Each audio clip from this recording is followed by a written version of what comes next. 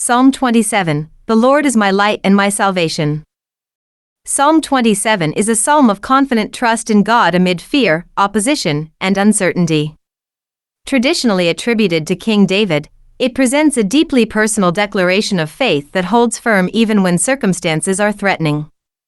The psalm moves between bold confidence in God's protection and a humble, urgent dependence on His continued guidance and mercy. It is pointing to the security and hope found ultimately in Jesus Christ. The psalm opens with one of its most well-known affirmations, "The Lord is my light and my salvation, whom shall I fear?" God is described through three powerful images: light, salvation, and strength. Light conveys guidance and truth in darkness, salvation expresses deliverance from danger and ultimately from sin, and strength speaks of stability and protection. Together, these images form the foundation of fearless trust. Fear is not eliminated by human courage but replaced by confidence in God's presence and power. In this sense, danger remains real, but it is no longer ultimate or controlling, because God stands above it as sovereign deliverer.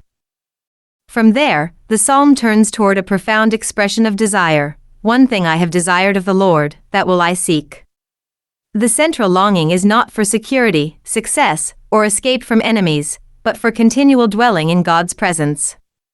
The house of the Lord, originally referring to the tabernacle or temple, becomes a broader symbol of communion with God, worship, fellowship, and eternal nearness to Him.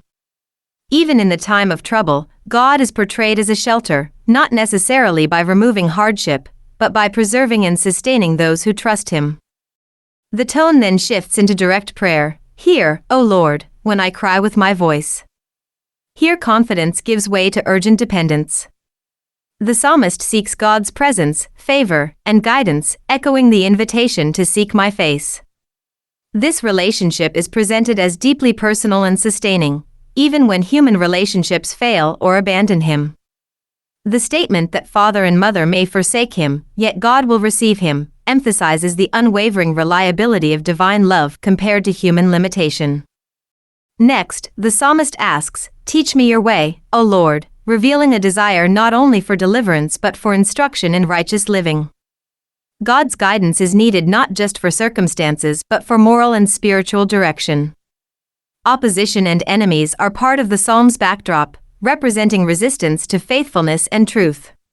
In the midst of this pressure, the psalm emphasizes the necessity of divine teaching to remain steady and faithful. The final section centers on endurance. "Wait on the Lord, be of good courage." Waiting here is not passive resignation but active trust sustained over time. Courage is grounded not in visible outcomes but in confidence that God will act in His perfect timing. The psalm concludes by encouraging persistence in faith even when answers are delayed, affirming that trust in God must endure beyond immediate relief. Throughout the psalm, several key themes emerge. Fear is ultimately overcome not by human strength but by God's presence. The highest desire is not comfort or success, but communion with God Himself. God is portrayed as refuge in suffering, not always removing trials but providing stability within them. Prayer and confidence exist together, reflecting both bold assurance and humble dependence.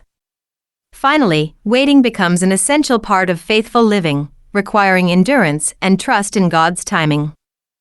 This psalm finds its fullest expression in Jesus Christ.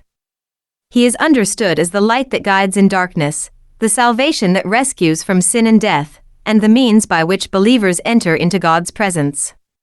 He is also seen as the ultimate refuge and source of courage in suffering. Through Him, the themes of the psalm, light, salvation, presence, and endurance, are brought to their complete fulfillment. In summary, Psalm 27 is a declaration of fearless trust in God alongside a deep longing for His presence and guidance. It teaches that faith does not eliminate fear by denying hardship, but by placing confidence in God above it. It calls for patient endurance in waiting and finds ultimate security not in circumstances, but in God's steadfast care and redemption. Psalm 27, a psalm of David. The Lord is my light and my salvation, whom shall I fear? The Lord is the strength of my life, of whom shall I be afraid? When the wicked came against me to eat up my flesh, my enemies and foes, they stumbled and fell. Though an army may encamp against me, my heart shall not fear. Though war may rise against me, in this I will be confident. One thing I have desired of the Lord, that will I seek, that I may dwell in the house of the Lord all the days of my life, to behold the beauty of the Lord, and to inquire in his temple. For in the time of trouble he shall hide me in his pavilion, in the secret place of his tabernacle he shall hide me, he shall set me high upon a rock. And now my head shall be lifted up above my enemies all around me. Therefore I will offer sacrifices of joy in his tabernacle. I will sing, yes, I will sing praises to the Lord. Hear, O Lord, when I cry with my voice. Have mercy also upon me, and answer me. When you said, Seek my face, my heart said to you, Your face, Lord, I will seek. Do not hide your face from me. Do not turn your servant away in anger. You have been my help. Do not leave me, nor forsake me, O God of my salvation.